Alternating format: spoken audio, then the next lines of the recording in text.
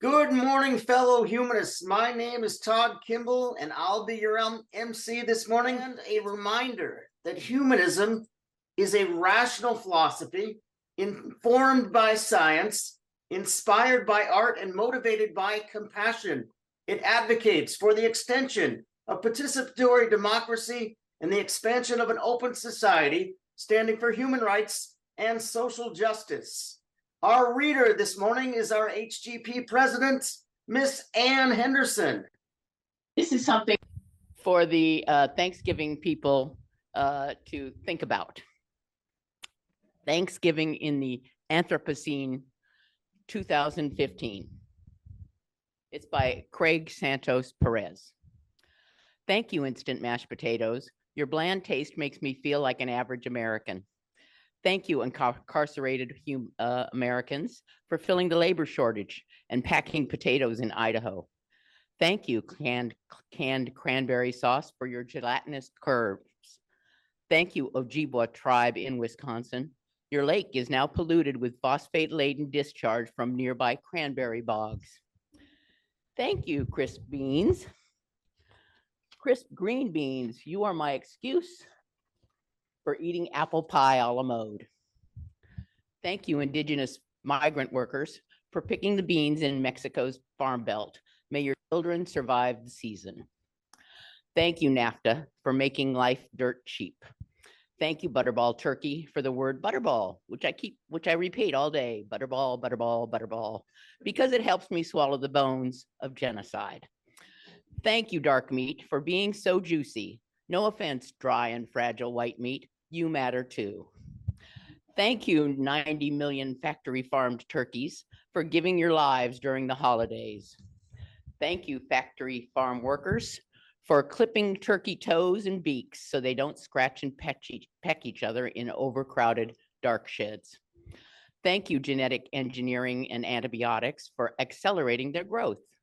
Thank you, stunning tank, for immobilizing most of the turkeys hanging upside down by crippled legs. Thank you, stainless steel knives, for your sharpened edge and thirst for throat. Thank you, defeathering tank, for your scalding hot water, for finally killing the last still conscious turkeys. Thank you, turkey tails, for feeding Pacific Islanders all year round.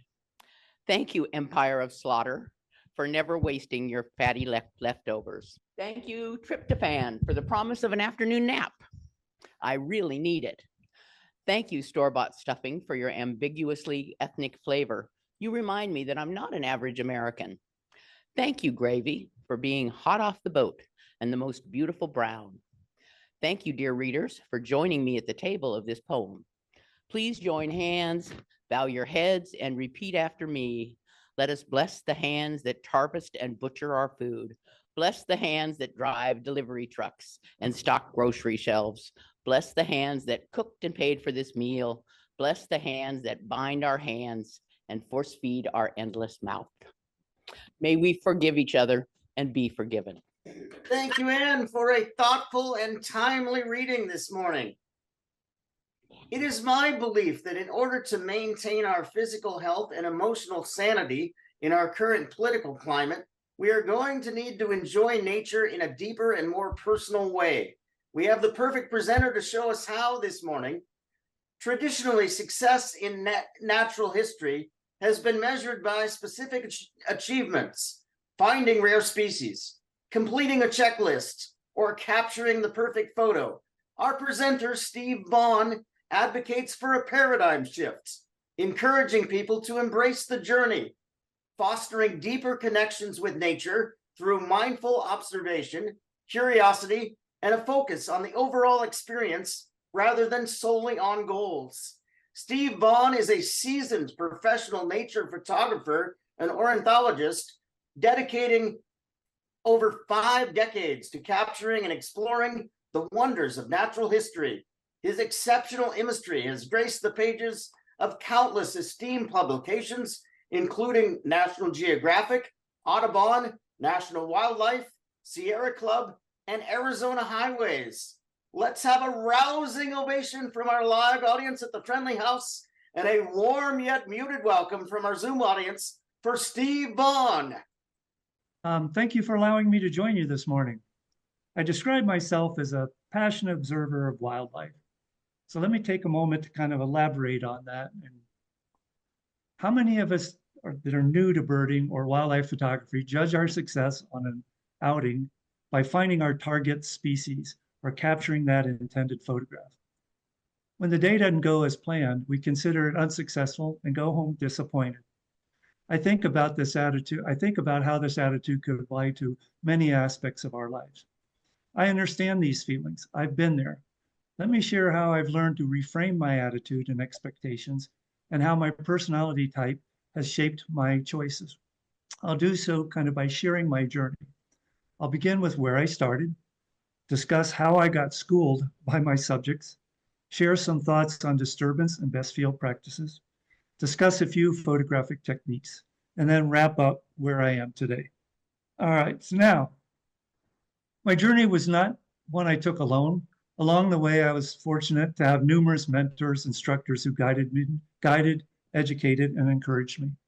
I grew up in Florida, and I got my first aqualung, a scuba tank, when I was 12.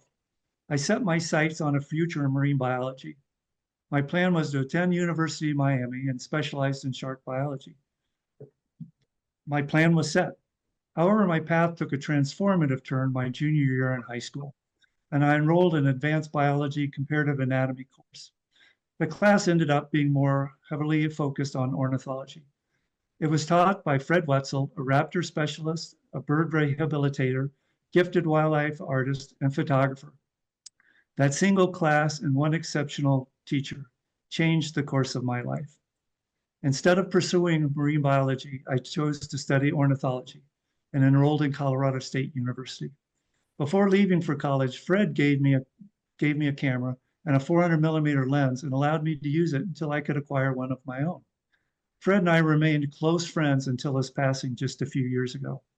The photo on the left is me with the juvenile bald eagle that Fred and I were working on had been injured. At CSU, I was fortunate to learn from not just distinguished professors, but by remarkable peers as well. One peer was Charlie Chase, who introduced me to diverse species and habitats of Colorado. Being from Florida, this was all new to me. Over the years, we explored avian life all across the US, and our shared experiences has deepened my passion for birds. Charlie and I remain close friends to this day. My journey in photography has mostly been self-taught. I studied various photographic techniques through reading and observation, but most of what I learned came from curiosity and trial and error. I analyzed the work of photographers I admired, seeking to understand the artistry behind their images. Photographers such as Ray Hennessy, who was known for his wildlife in their habitat. Photographers such as Franz Lanting and Nick Nichols for their creative motion blurs, and photographer Art Wolf and Tom Mangelson for their exceptionally clean portraits. So with a solid grasp of photography and a clear sense of the type of images I wanted to create, I had a roadmap for my future, but I still had a lot to learn. My photography and natural history goals were never an either or, but always one and the same. Decades later, I realized that it was always about the journey. I was an introvert and enjoyed the company of like-minded individuals and spent a great deal of time learning from those with more knowledge and experience from me in photography and natural history. I was looking for answers. After college, I took numerous jobs to support my passion of birding and photography. Slowly but surely, my images improved, became more professional. In the early 80s, I decided to start marketing the magazines, books, and calendars. I was fortunate to have my images featured in publications from Audubon, Sierra Club, National Geographic, Arizona Highways, and numerous others. With my background in science, I tended to be very analytical and methodical, a left brainer. I was intrinsically motivated. My goal was the prize of locating the particular subject, of acquiring that particular image. My days in the field were considered either successful or not. My work was clean, precise, competitive. It was good. In the mid-80s, I focused on photographing boreal owls in Colorado and managed to capture what were at the time some of the best images available. I submitted them to several magazines, but there was a challenge. Boreal owls were not well studied, and there were few articles being written about them. During a conversation with an editor I knew well, he told me, write the article, I'll publish it. But writing was not my strong suit and still isn't. Fortunately, I had a female friend at the time who excelled in that area. I offered to take her out to dinner if she would rewrite and type, yes, I said type, the article for me. Michelle agreed, and 30 years later, we're still together. Michelle, and I'll take Michelle over ChatGPT any day. Writing articles based on my photographs turned out to be a huge advantage. It allowed me to create contents using images I already had. And by submitting a combined article photo package, I didn't have to compete with other photographers for space. We used to think, but now we know. How often do we hear this? We seem to believe we have the answers. The more time I spent in the field, the more information I acquired, the more I questioned what I knew. During my field work with boreal owls and later with great gray owls in the 80s, I began to see these birds as distinct individuals with unique personalities. They often did not conform to the behaviors I had read about and acted in surprising ways. They taught me when we believe we have all the answers, our observation interpretations may lack objectivity. Confirmation bias kicks in. Think about what our biases are. Working with a graduate student, I had the opportunity to follow 2 different male boreal owls off and on for several months. Almost immediately, I recognized their different personalities. One was always perky and seemed alert and almost welcoming whenever we would show up. The second seemed more sullen, less alert. It was just like he wanted to be left alone. We were an intrusion. This was the first time I sensed my subjects as individuals. The following year, when I was driving through Grand Teton National Park with a friend, a large owl crossed the road about 100 meters in front of us, continued a quarter mile off across the sagebrush branch and into a grove of trees. I was pretty sure I knew what it was. I quickly parked the car. We hopped out, ran across the sagebrush into the stand of trees, and then through the stand, we entered a small clearing. And we entered that small clearing. In the middle, there was a broken off cottonwood snag. I pointed to the snag and said, that would be an ideal location for a great gray owl nest. I brought up my binoculars and looked. Right before my eyes, the great gray owl was peering over the side of the nest. These birds are considered quite shy around the nest, and knowing that, I knew I would have to work from a blind. So on my next visit, I returned with the blind and set it up. I climbed in.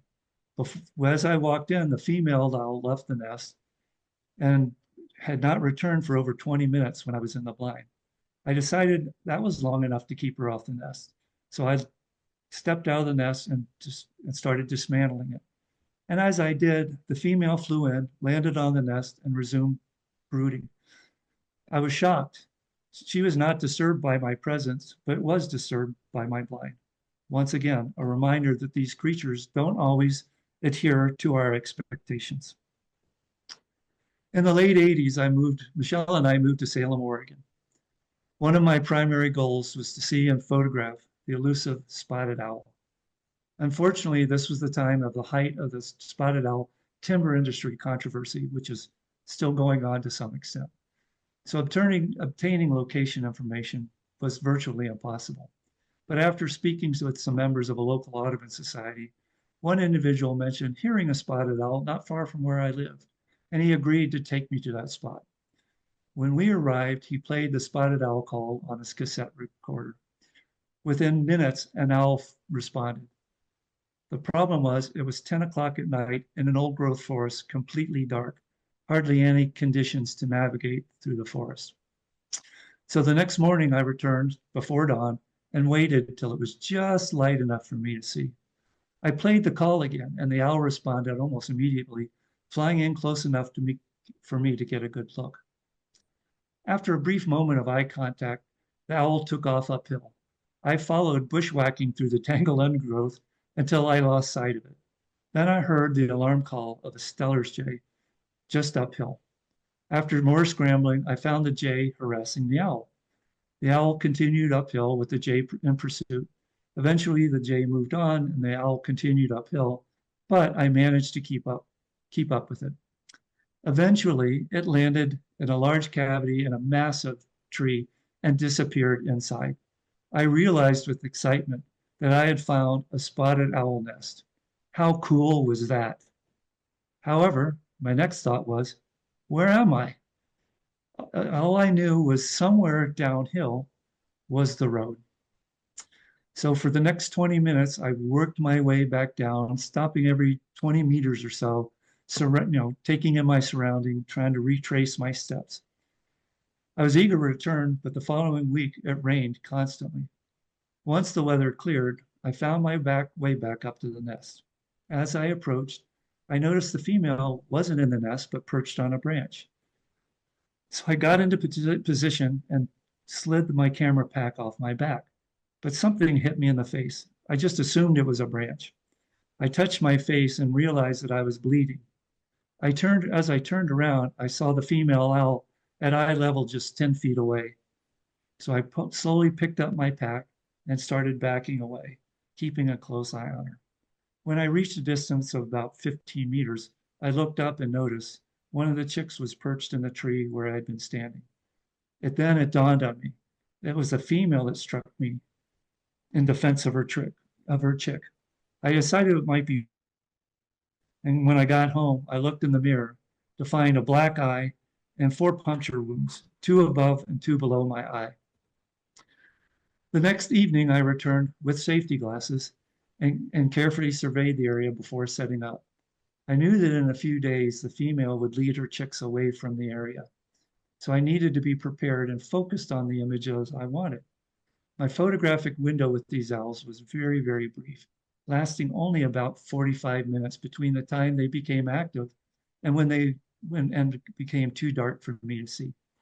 So my top priorities were a nice clean portrait of the owl, a shot that captured the owl in context with the large trees.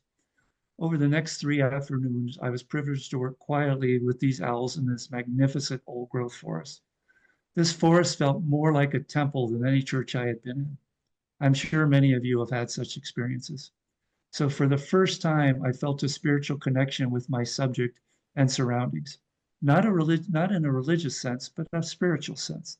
The experience mattered.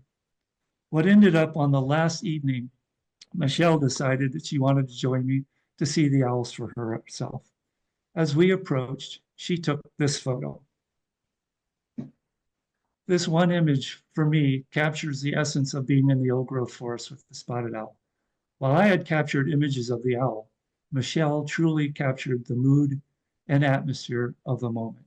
She approached the scene without any preconceived notions of what photograph she wanted and responded instead to what she saw and what she felt. She has always been a much more creative photographer than me, So this photograph and this experience, however, sparked my journey towards becoming more aware of how my experience affect me emotionally. Intrinsic motivation took over. The drive to do something because it was interesting and fulfilling began taking over my reasons for being in a field. This was a major shift in my motivations, and I wanted to share these feelings with my viewers. For me, it's essential that we take the time not just to pursue our target, but to fully absorb the experience. The more deeply we engage with the moment, the easier it becomes to channel these feelings into our images.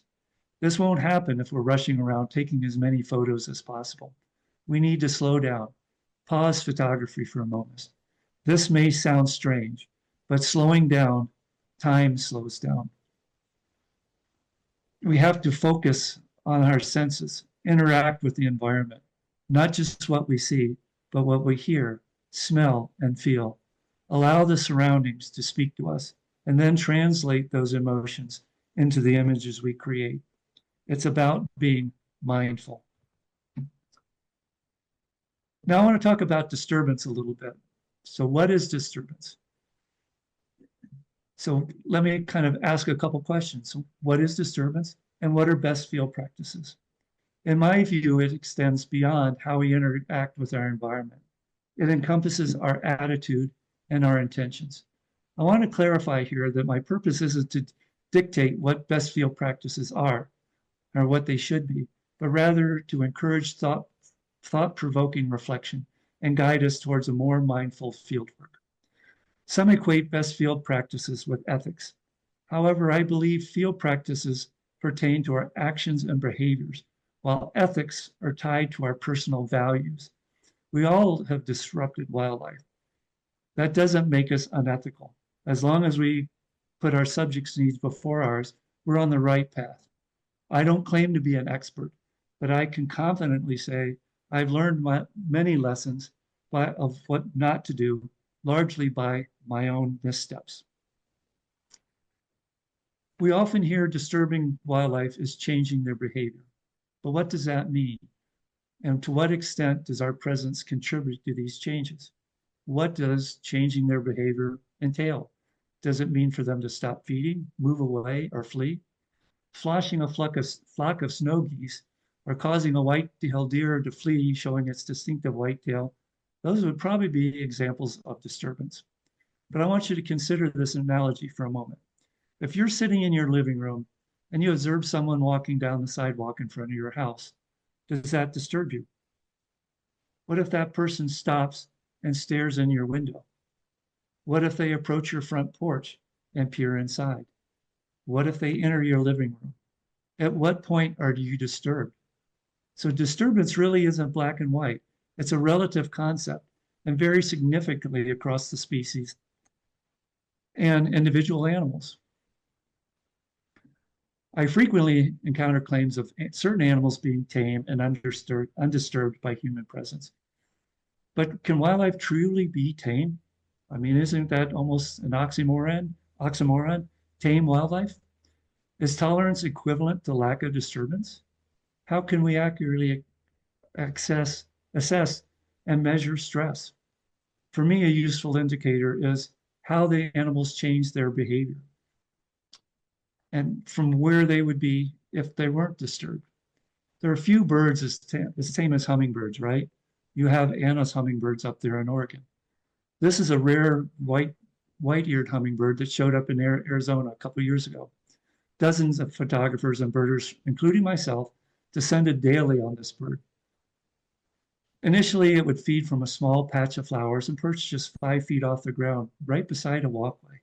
Not unusual for a tame hummingbird, right? You've probably seen these behaviors yourself, maybe in your own backyard with your feeders. But by the third day, the hummingbird had altered its behavior. It began to perch on a wall 25 meters away and high up in a mesquite tree, and then only approached the flowers to feed, and then returned back to the more secluded perch. This change of behavior was noticeable because I could identify this individual bird. I could track the changes in its behavior. Was the shift due to the disturbance? And how significantly did the human disturbance contribute to this change? Similarly, I hear claims often about pygmy owls being particularly tame, often remaining perched and allowing close approach. So does this suggest they're truly tame, or might their behavior be something different? Small owls' best defense mechanism is to remain hidden and immobile. Their subtle coloration has evolved to break up their outline, allowing them to disappear in their landscape. So taking flight is the last thing they want to do. It would alert predators to their presence. Could their tameness be the result of fear-induced stillness? Are they scared stiff rather than genuine comfort by our presence? So what impact does our presence have on birds or other wildlife? I've got a couple cases, one of eared quetzals and crested caracara nests to highlight some examples. 2 eared quetzals, a rare species for the US, showed up in Arizona. They've attracted literally hundreds of birders from all across the country. For days, birders and photographers gathered to observe the birds. At times, the groups were so large, they blocked a 2-lane road. There was constant motion and noise from the gathering crowd. There were a few times when I had the opportunity to be alone with these birds and could sense that they were much more relaxed without all the commotion. The example of the crested caracara was a nest that was widely shared on social media, leading to a constant stream of photographers spending hours in close proximity to this nest. When I suggested at one point that it might be less obtrusive if people would remain in their car and use your car as a blind, I was informed that the birds were tame and accustomed to human presence due to our frequent visits. However, after these two chicks fledged, within a week, both had died of malnutrition. Did our human disturbance reduce the number of the feedings they had, causing the malnutrition? How do the effects of our presence intensify the longer we stay with our subjects? How are these effects compounded by repeated visits? What happens with multiple observers in repeated visits? How can we mitigate these impacts? The cumulative effects of stress on wildlife are significant. The stress likely depletes energy that could be better allocated to their daily needs and survival. What about the use of playbacks?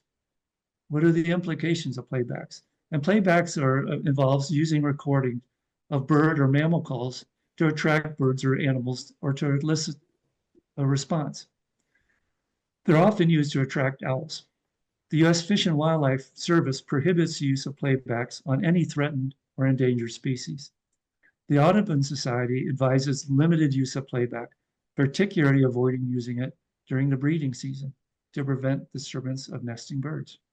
This indicates both organizations recognize that playbacks can be disruptive. So I think about that. If playbacks are deemed inappropriate during the breeding season, does that mean it's acceptable in other periods?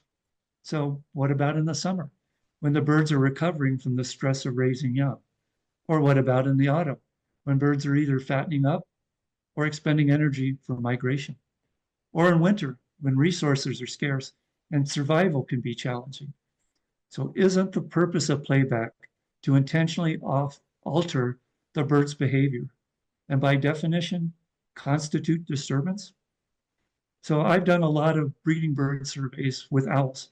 And to do these surveys, we use playbacks of the owl calls. I've observed owls continuing to call for over 30 minutes after we quit playing the call, to me indicating prolonged stress.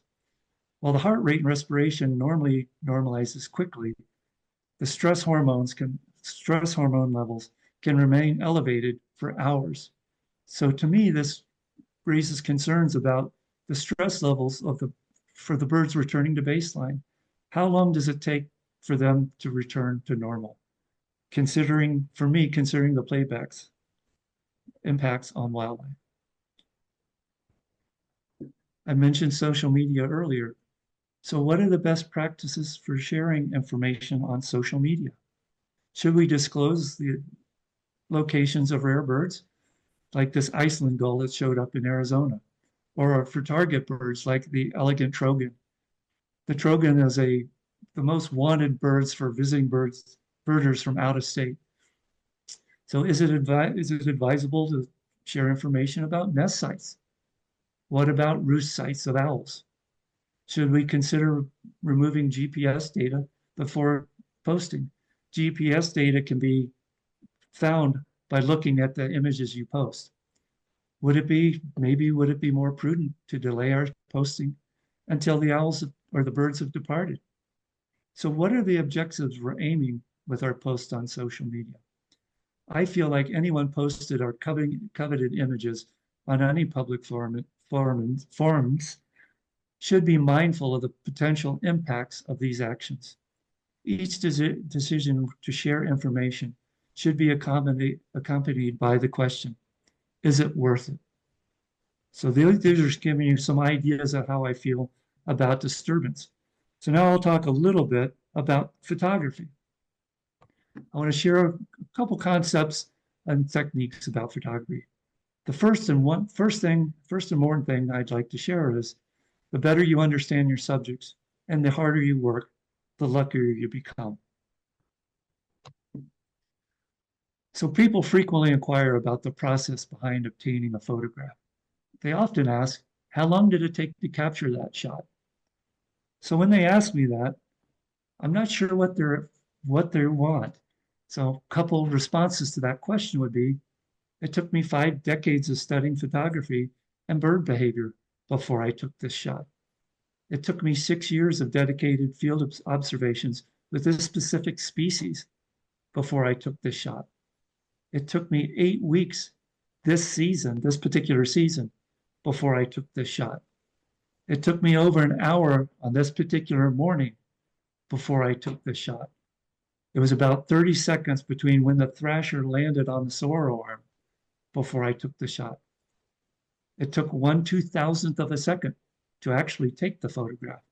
So which response is the one they're looking for? So let me kind of give a little more background on this particular image. So this photograph is of a Ferruginous pygmy owl defending her nest. The saguaro arm is about 3 feet from the owl's nest cavity in the saguaro. The curve-bill thrasher landed on the saguaro flower to feed on the pollen. As soon as I saw the thrasher land, I knew what was about to happen. Excuse me.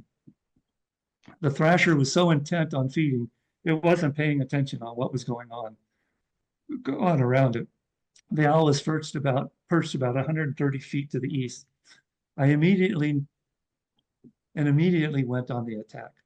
My camera was at the time focused on the nest, so I needed to swing it around, recompose, and refocus.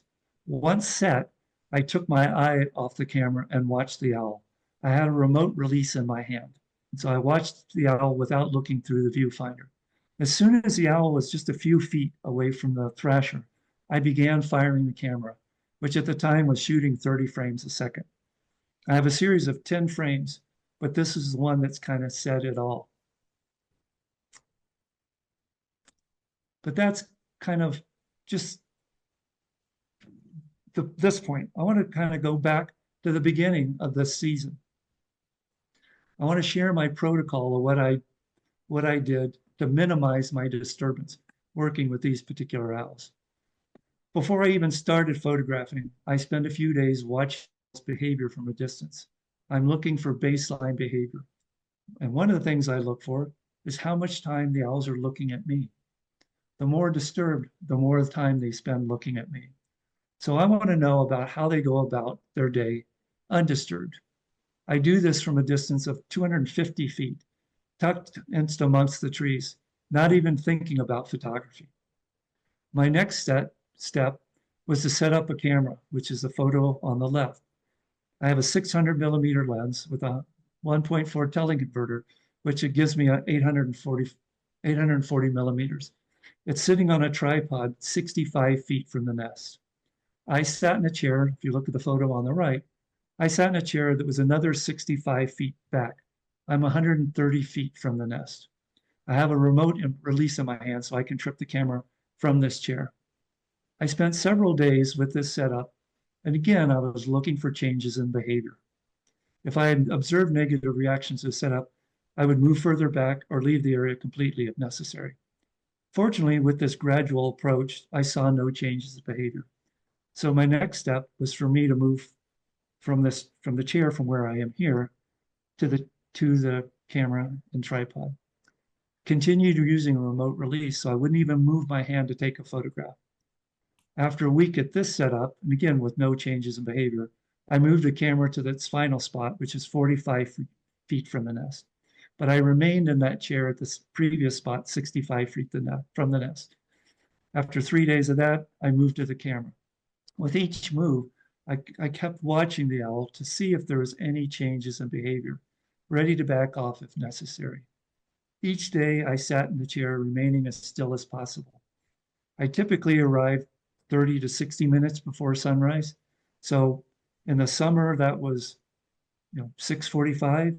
In the spring, it was about 6:45 in the morning. In the summer, it was 5:15.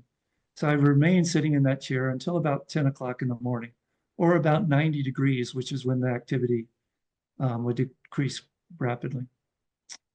During the 2 different breeding seasons, I spent over 30 days sitting in a chair, making field observations and photographing. On one particular morning, when I was set up, with this setup on the right. Again, I was 130 feet from the nest. I was sitting there and I saw the owl come flying in. I had a small notepad on my lap that I used for taking notes, but I hit it and it fell to the ground. That small disturbance was enough for the owl to change course and perch staring at me. I sat motionless, sat motionless as possible. And after a few minutes, the owl went ahead and returned to the nest. Just as our interactions with other people, it takes time to gain their trust and only a couple bad moves to shatter that trust. With this in mind, I was constantly felt the burden of trust I had placed on these owls. I would not have changed my protocol, but in 2023, the ferruginous pygmy owls were listed as threatened. So under Section 16 of the Endangered Species Act, it's illegal to import, export, or take endangered species for any purpose. So what take means, or what the term takes is defined under the Endangered Species Act, means to harass, to hunt, to shoot, to capture, to kill, to wound, to harm, or even pursue an endangered species, or even attempt any of these activities. So wouldn't my photography and my observations, couldn't that be considered take under that definition? So on one of my visits, several years, 4 years actually, before the listing, I had returned to my truck after being in the field looking for the owls, and there was a note stuck under my windshield. On the note, it said, if you're looking for the ferruginous pygmy owls, please don't. It had a signature and a phone number from a U.S. Fish and Wildlife biologist. So when I got home, I called him. The first thing I said was, if you don't want me to go down there, I won't. So then we talked for a while. I mentioned my background and my objectives. At the end of the conversation, he agreed to allow me to continue my observations. And I agreed to share all my observations with him at the end of each season. So I did that for the following 4 years. After the listing, I signed up as a volunteer surveying and monitoring the nesting activities. That gave me the ability to continue my monitoring. But it also meant that I had to work under the direction of the U.S. Fish and Wildlife Service and the Arizona Game and Fish. So that's what I did for the following 2 years. I had to adhere to their guidelines. Come up with another story behind the photograph. Hummingbirds are essential pollinators, frequently feeding on flowers. They regularly are feeding on small tubular flowers, like the peripenstemon in the left photograph. I had long envisioned capturing a photograph of a hummingbird at a blue columbine. I had observed them feeding from numerous flower species, but I had never actually seen feeding them from a blue columbine. So last year, when I was in Colorado, columbines were abundant, presenting me with the ideal opportunity to try to realize this vision. So to facilitate this, I set up a hummingbird feeder where I was staying. Once the birds had become acclimated to my feeder, I took the feeder down and replaced it with a blue columbine. So now all I had to do was wait. And I waited, and I waited. A few times the hummingbirds would come and investigate, but none fed from the columbine. Undeterred, I decided, let's put some sugar water in the columbine. After a few visits, the hummingbirds began to feed from my hummingbird feeder, or my flower feeder, and returned regularly and kept feeding as long as I kept it full. So looking at this photo, and again, hummingbirds don't typically feed from columbines. The reason is they're too deep. They can't reach the nectar. Their bill and tongues are not long enough. So kind of thinking about this photograph, I would never submit this image to any publication because it's not true. So there's ethics in marketing. So ethically, I would not want to ever submit this to a publication. And anyone at any publication that really knew anything about hummingbirds would know there was something off. So birds are very much a creature of habit. There are unlimited resources to learn about bird behavior, birds and their behavior. numerous books, magazine articles covering topics of bird behavior. The internet is covered with possible resources. I mean, you could go indefinitely down that rabbit hole if you choose, but nothing beats firsthand experience. Do the work. Attend some bird walks with experienced birders. Observe the birds for yourselves. But walking with experienced birders are a great place to ask questions and watch the leaders and methods approaching birds. The best way to become a better bird photographer is to become a better birder. Bird photography, or wildlife photography in any sense, is about understanding the animal's behavior more than about photography. Birds will regularly return to the same perch. How often depends on the species. This Costas hummingbird on the left returned to this perch over 700 times in 2 hours. It was defending its territory. This vermilion flycatcher on the right would make this route a loop around this area, but return to the same perch every 15 to 20 minutes. This screech owl would return to this one branch once or twice an evening. Shorebirds will regularly work back and forth along a relatively short, small section of beach. Ducks will repeatedly circle a lake. Each will return repeatedly to the same areas. I find it much less stressful on wildlife, and I'm much more productive if I can get set up and let the subjects approach me rather than trying to approach it. A couple tips for photographing birds in flight. Wouldn't it be great to know which way a bird's going to fly? Well, we do. Larger birds are usually going to take off into the wind or land into the wind. So when you're out photographing, days with the sun and wind at your back are the best.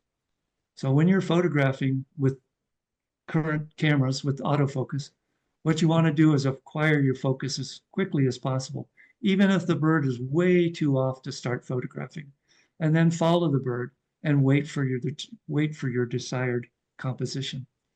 If the autofocus system starts to struggle, release the autofocus button, and hit it again. Let the camera refocus.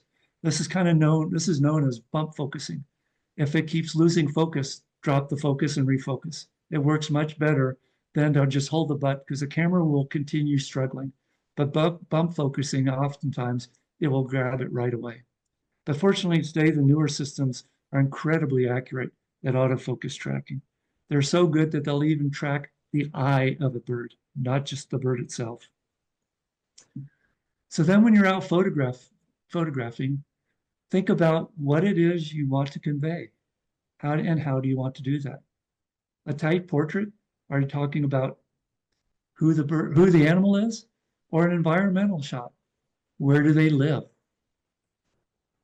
How do you depict their sense of place?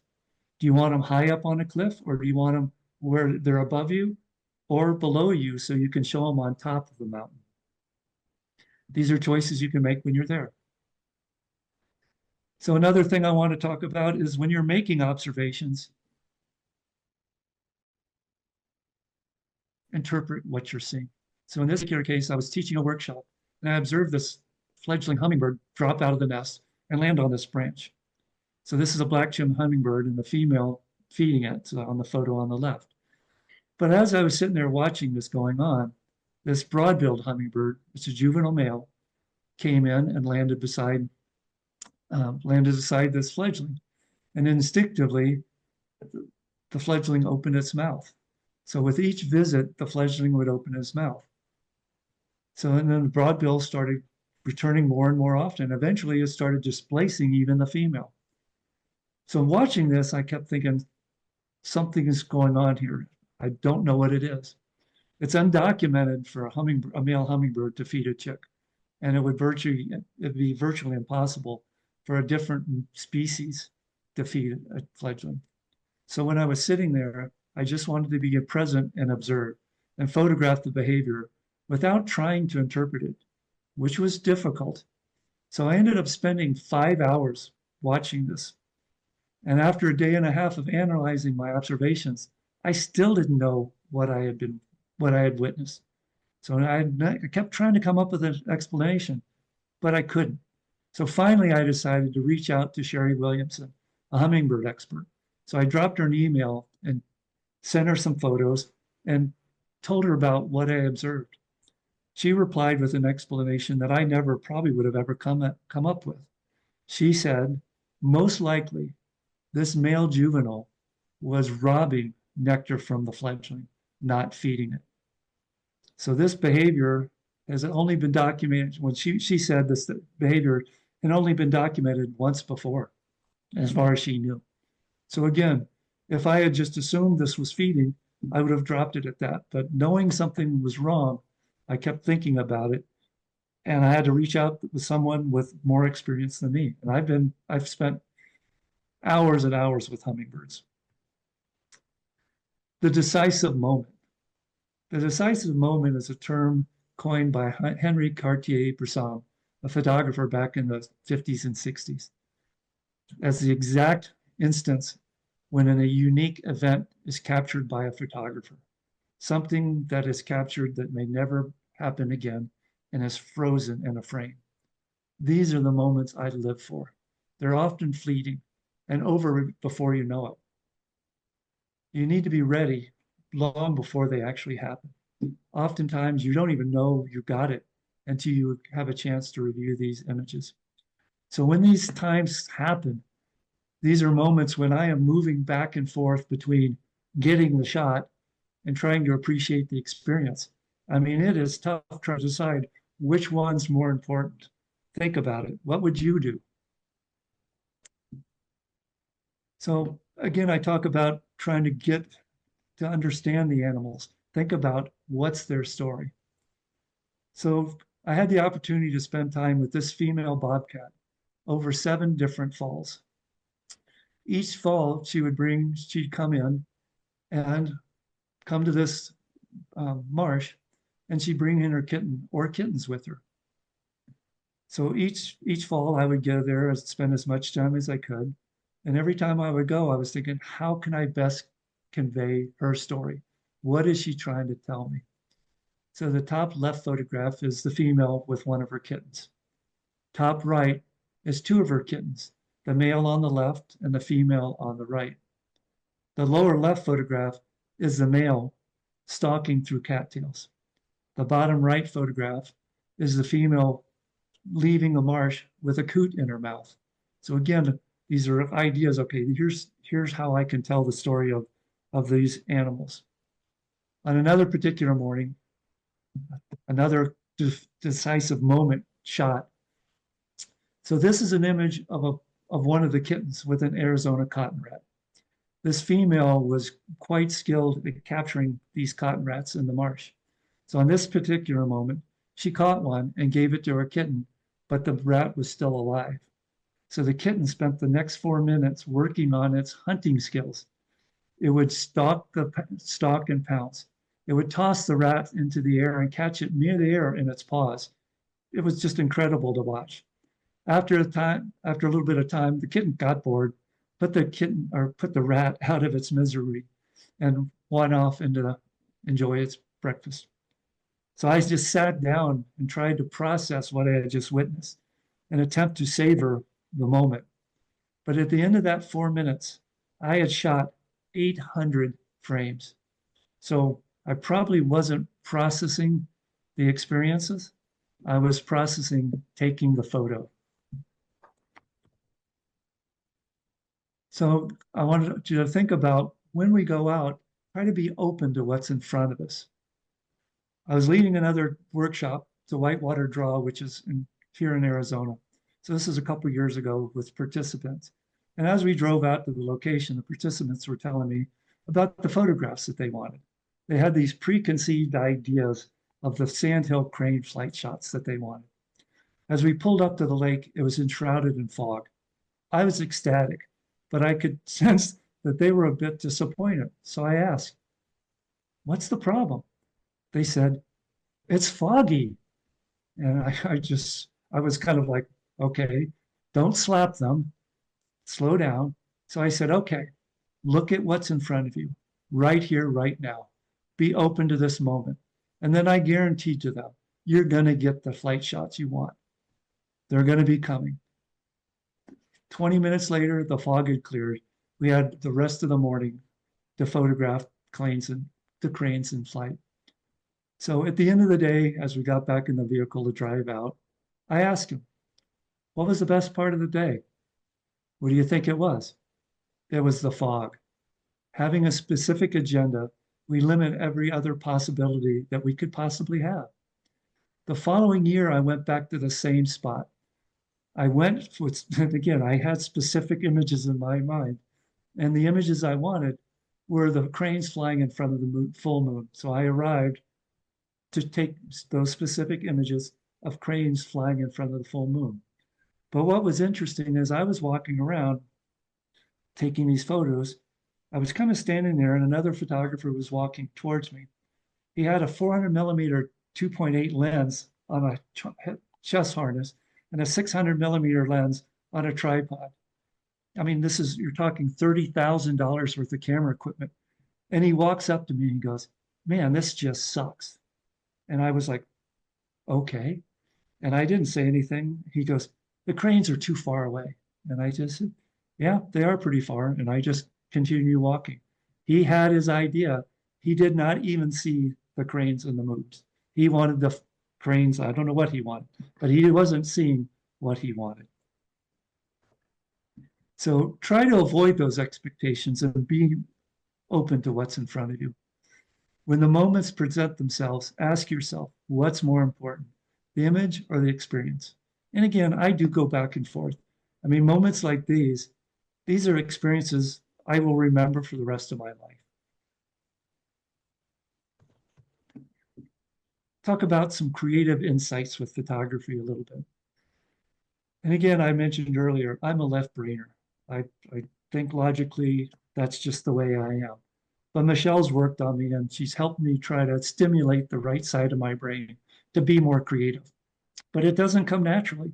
Whenever I go out to photograph, excuse me, my creative insights are often blocked until I get those preconceived images out of my head. So when I get out there, if I'm stuck with these images, I just take those images and get them gone. Then I can clear the way to other images. I can open my mind up and be more creative. So it's very easy to be absorbed with our subject or these photographic techniques that we have, that we ignore creativity. A compelling composition and great light have the potential to elevate an image from just a documentation photograph to art. There are several considerations when looking at creative photography. Think about simple, but not boring. Interesting, but not confusing. But there's sometimes when creativity just slaps you in the face, like this particular instance with the California condor. You'll often hear photographers talking about the magic hour, right? That window of early morning light or late afternoon light. I want you to think about there's really no such thing as bad light. There's the wrong light for your subject. So I want you to start thinking about light in terms of color. What is it the time of day? The reflected light bouncing back off of the sky or green vegetation. The diffused light of an overcast day. High contrast light or edge light where the light is just skimming across, creating a spotlight on your subject. It's impossible for us to control the natural light when they're out there. So I suggest thinking about, when you're out there, thinking about subjects that are going to be enhanced by the lights available to you. You can't change what's available. There's nothing that beats a trip to the wilds of Africa or Antarctica. But how limited is our time at places such as these? And what are the costs? Not just the financial costs, but the environmental impacts of such a trip. I want you to think about this for a minute. The average per passenger CO2 emissions for a trip to Antarctica is 4 tons per person. 4 tons is the same amount of carbon pollution that the average human produces an entire year. Think about that for a moment. So then think about, where are the best opportunities and the easiest access for me in the natural world? How about closer to home, or even in your backyard? The house finch, the owl, and that bat were actually taken in my yard. It's not a big yard. The rattlesnake was shot in the road just outside of my yard. These were right at home. I have these opportunities every day, and they cost nothing but some time and some leg power. So I want you to think about that. You live in Oregon, you have spectacular opportunities right at home. When we're in the field, we need to walk slowly, stop off, take in your environment. Use your eyes and your ears to take in your surroundings. Don't try to hide from wildlife.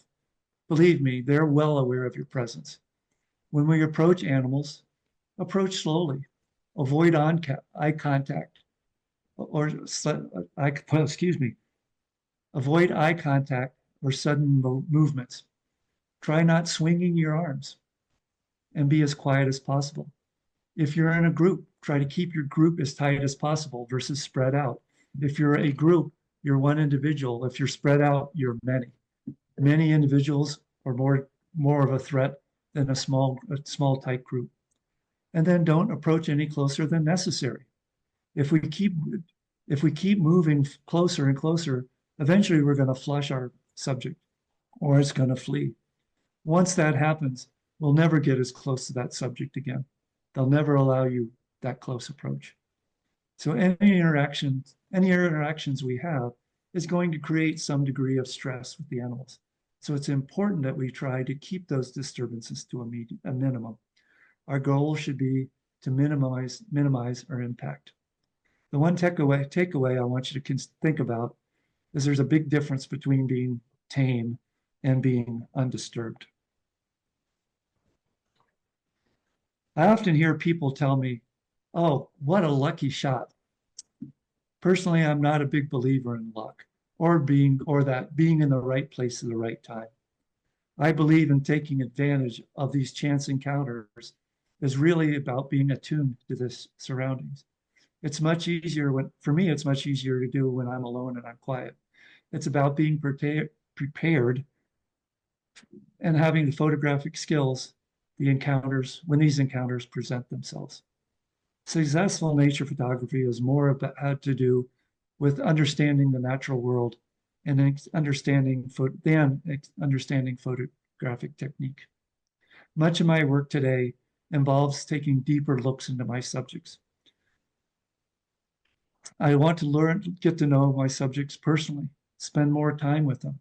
This could be, in some cases, a matter of hours. Sometimes it's days, sometimes it's weeks, sometimes it's multiple years with the same individuals. My goal is to work as unobtrusively as possible. I want to understand and experience who they are and how they live. This takes time with the subject, but it also takes time for me to clear my mind and all the noise that's in there. I still get excited when I get that shot or I find that new bird. But I'm never disappointed with my time in the field. I'm still an introvert. Today, I prefer to spend my time in the field alone. This may sound odd, but I don't believe my photographs are the product of patience or hard work. My time in the field isn't something that I do. This is something I am. My photographs aren't byproducts. My photographs are a byproduct of my time in nature. It's not the purpose of my being there. I've had the privilege of spending time with these magnificent creatures.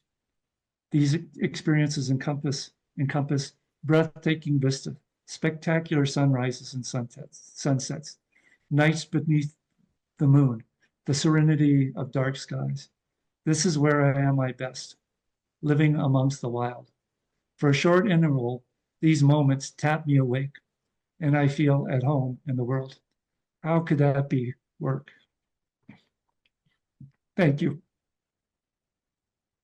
Thank you, Steve, for such a beautiful and moving presentation. Your photographs are absolutely incredible, and your Thank you. message to help us enjoy nature is very much needed now. So, perfect presentation this morning. I will ask the first question today as we get ready for other questions from the audience. And I'm curious, Steve, I really enjoyed the message about the paradigm shift between going from the conquest or the competition to just enjoying nature. And I'm wondering, for the person who's trying to make that shift, is it easier for them to do that if they research the area that they're going to, or is it better if they know very little about the area and just show up and take it all in? That probably depends on the person.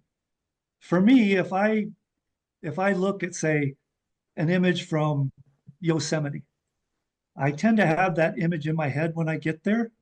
So I may be less creative, but oftentimes with those images in my head, when I do get there, I'll shoot them and get them out of the way, and then I can be creative. So I tend to like to know where I'm going, but I think depending on you, you may be better off not knowing anything, just going there and just absorbing. And I think, again, that depends on your personality. I think if you're like me and you're kind of less intuitive, then maybe going without those preconceived ideas may be a better way of going. I think that's something you have to decide for yourself. Try them both. I mean, go. And the other thing I'll tell you is go to any of these places you want to go to now. It's only going to get more crowded, and they're going to be less accessible and more difficult to get to with time. Thank you. We have a hand up from our Zoom audience. Gail Myrna, look at that beautiful shot there that Gail has in her background. Gail, go ahead with your question. Yes, hi. Thank you for your presentation and your extraordinary photos. I do photography as well. That's a picture I took behind me, Mount Hood. I was years ago, I was a reporter photographer. And at that time, I was using a single lens reflex, black and white film. Sure. That was years ago. Years past. I have some health issues. I do a lot of photography now, but it's because of my health issues, I can't do a lot of the physical stuff you talk about would not be realistic for me. Okay. I do have one thing I do now because of the camera, because nowadays our cell phones have such good cameras. I'm using my cell phone because it's very lightweight. See, for me, carrying around the heavy equipment is difficult. And I switched recently to Google Pixel 8a because it has a little bit better telephoto. Yep. But I'm thinking to myself, I go into a situation almost everywhere I go, and I never intend to take photos, but I end up taking photos. It just ends up, I never go into it with a plan. I'm going to take a Y and Z. It's more like I get there, go, oh, wow, oh, wow, oh, wow. And pretty soon my phone's out and I'm taking pictures. So it's kind of more of a, I don't know how to describe it, a little different creative process than you have. I would like to take more pictures of stuff in the distance, but I'm physically limited in what I could do with my body. And I do wonder, is there like a point where I can get a really good telephoto with a cell phone camera? I'm not going to be able to afford one for a while, but maybe in a year or two, if this camera, poops out and I want to get another camera, a phone camera, do you think there are some decent telephotos that you can get on cell phone cameras? And if so, would the Google Pixels be among them, or do you have any suggestions or ideas? Great question. So I'm 70 now. I'm not as mobile as I used to be. So I mean, the photograph of that chair, I use that all the time. Yeah. So I tend to spend less time running around looking for images and more time going to specific locations and taking them in. That said, I don't think cell phones are quite to the point where we can take those distant images, those telephoto shots that you're talking about. Mm-hmm. Maybe down the road, we may be able to. The Olympus cameras, it's now called OM Systems. Olympus split from OMs. They make actually a very small compact camera Well, it used to be called Olympus. If you look up Olympus, it'll come Mhm. up, but it's now called OM Systems. OM system. And it's a smaller frame or a smaller sensor. So their lenses and bodies are much smaller. I Mhm. mean, a third the size. So, I mean, you're dealing with, say, what you might be used to, like a 70 to 200 millimeter lens. On their cameras, that would give you a 600 millimeter lens. And that works great for people who can't haul the weight around.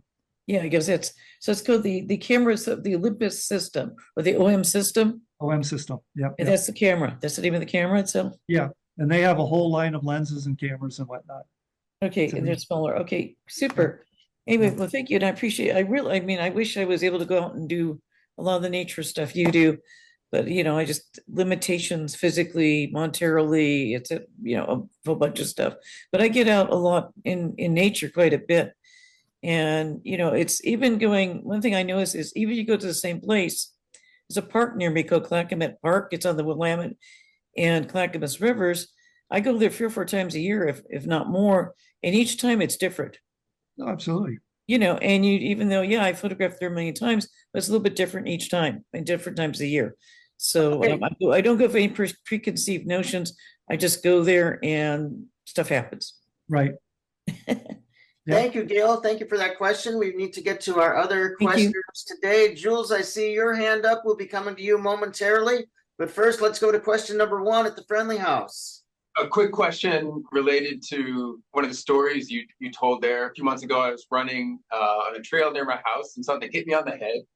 And for an instant, I thought maybe I was getting attacked, but looked up and just like you're saying, an owl about like 10 feet away staring at me. Is just, would I, some of the things you were saying there, would I expect that to be like every breeding season in that area? Likely it would be there? It could be. They frequently do use the same nest site year after year. Yeah. I've had them nesting in my yard for 6 years. Okay, let's go to Jules in the Zoom audience. So again, thank you for a wonderful presentation. 2 quick questions. In your wanderings out in the wild, have you noticed a lowering of the total bird population due to climate change? And number 2, those of us who own dogs and cats know instinctively that they're sentient. They don't speak, but they're sentient. Are birds sentient? My opinion, absolutely. Absolutely. And yes, significantly decreases in bird populations. Significant, yeah. And, I'm always cautious to say why, but climate change absolutely is impacting many, many species.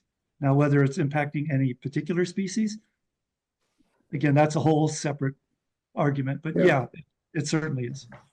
And the ferruginous pygmy owl is the one that I spent so much time with. It's impacting them significantly. So the heat and the drought, both. Yes, yes. Okay, thanks so much. You bet. Thank you, Jules. Let's go to question number 2 at the Friendly House. Thank you very much for your presentation. So I'm sure in the many years that you've been out there, you've experienced many things that have changed, maybe misconceptions or preconceived notions that you've had about different species. One that shocks me all the time is that the common call of an eagle in every movie and show we've ever watched is a red-tailed hawk. And I've even met eagles and interacted with them at raptor centers, and it still blows my mind that that is not the noise that they make in the wild. So are there other animals, birds, or different species that you've encountered that have just blown your mind in some way of some misconception that you had about? Yeah. I mean, no one's going to put an eagle call in a movie. It's too lame. It's just this, no one wants to hear that. So yeah, the red-tailed hawk is very dynamic. So it does seem to work for them, but it's still a red-tailed hawk. So yeah, owls, one thing, like if you go online and you look up an owl call, it's usually going to be 1 or 2 different calls. But when you're out there in the real world, they have dozens and dozens of different calls. Some of them, I mean, spotted owls and barred owls, both. I mean, they can give you a call that sounds like someone's being murdered. I mean, it scares the bejeebus out of you. And the first couple times I heard it, I was like, oh my God, who's dying? So yeah, so there's lots of things like that, and misconceptions. Kind of what I find is a lot of very experienced birders, they're more convinced they're right than less experienced birders. Does that make sense? That you're, I know the answer. Don't confuse me with the facts. My minds are made up. Yeah. Thank you. The questions are multiplying at the Friendly House. Let's go to question number 3. In northern Minnesota, I was working with wolf recovery, and Mitchie is a person that comes up to mind. I don't know if you know that person, but he got out there and would call people. I mean, he was working with the Forest Service in wolf recovery, and Right, so your presentation made me suddenly aware that, and he was going out with the public and calling wolves, and he would call wolves in. So that was a strict disappointment and improper procedure, and I'm wondering what you think about that. Yeah, they probably don't allow that anymore. I'm not going to say they do or they don't, but they probably don't allow that anymore. Kind of another one that happens in Minnesota is in the winter when the owls come down, the big owl invasions. There's photographers who will lead groups out into the field, and they'll bait the owls to come closer to the road with live mice. And again, I'm not going to say it's right or wrong. That's something I wouldn't do. A couple reasons is you're baiting them closer to the road. So what happens is they get used to being at the road. They also get used to being fed by humans. So they start losing their fear of humans and they get hit by cars. So, but yeah, times change. Things we did back in the day. Hopefully we're learning from our past mistakes. I know I have. Like I said, I've learned by making every mistake in the book. Let's go to question number 4. Yes, thank you for your presentation. I know that I've taken about 40,000 images because that's what I have stored on my computer. I was just curious, have you ever estimated the number of images that you said you take 800 images in an hour? and how do you store them all? I mean, where do you how can you possibly keep track of everything that you've done? Great question. So back in the early days when we were all doing film, I had 3 file cabinets with pages of slides hanging up in them. So at the time, I know when I went to digital, I had about 80,000 slides. Okay. I have no idea where I'm at today.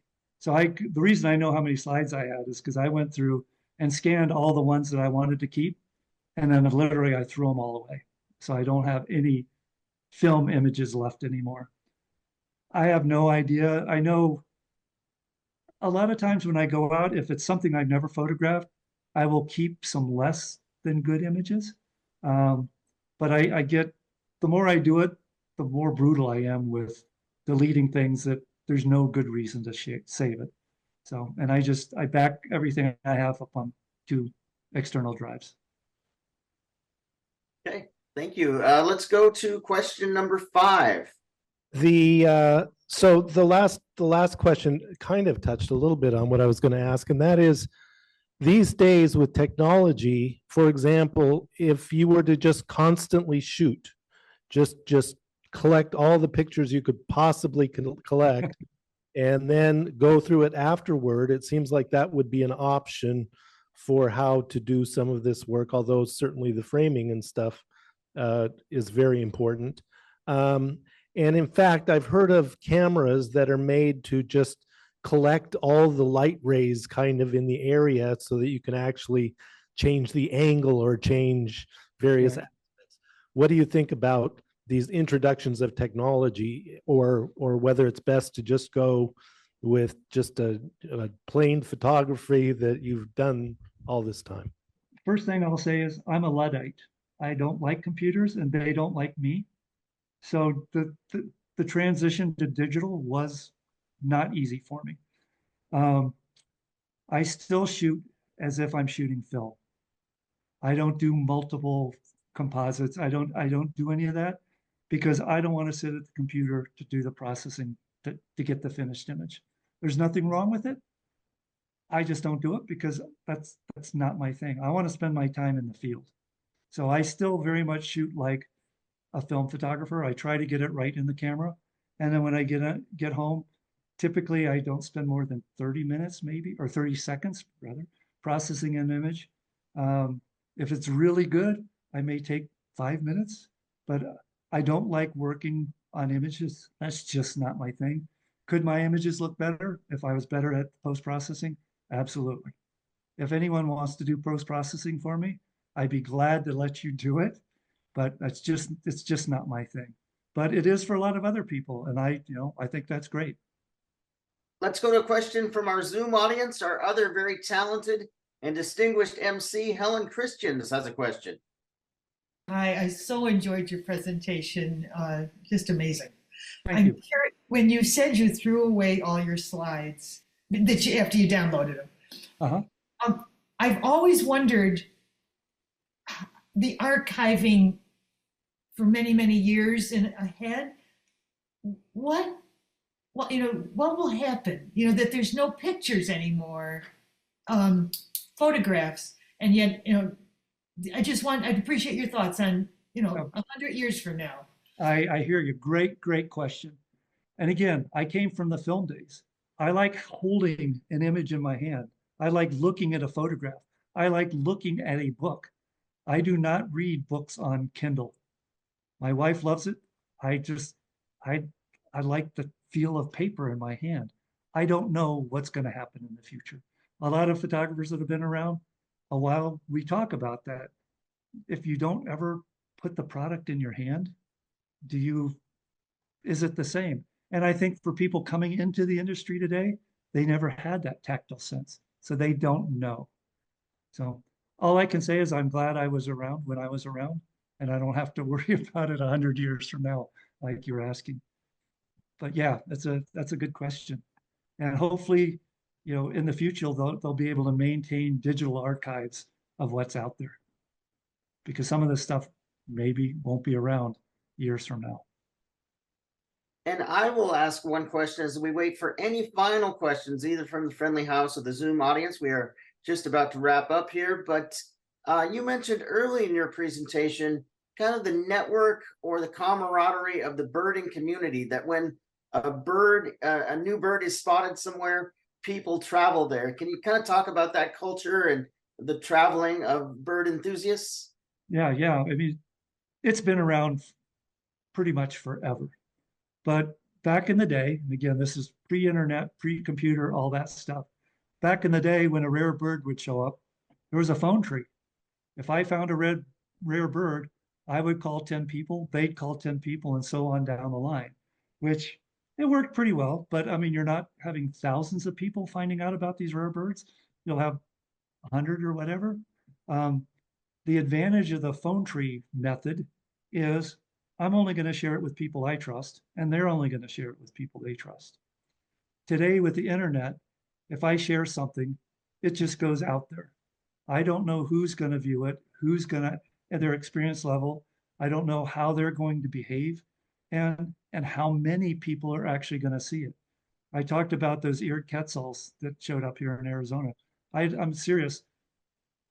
I don't know, there was hundreds of people out there, and it was a lot of private property, so most of the people were on the roads. But I'm not kidding you, the road would be full, 2-lane wide, with hundreds of people. Cars couldn't get through. So that's what happens with the internet. So I'm pretty hesitant to share much information. I still kind of do it the old phone tree method. If it's somebody I know and I trust them, I might tell them about it. But yeah, I'm pretty hesitant to share anything on the internet. That's just I'm not telling you not to. That's just and the problem is, if I do share it, when I get there the next time, there may be 100 people there. So it just changes. And again, kind of going back to, I want to have the good experience. I didn't have a good experience when there were hundreds of people looking at the quetzal.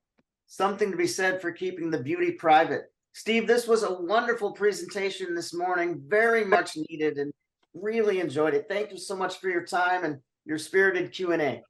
Thank you so much for having me.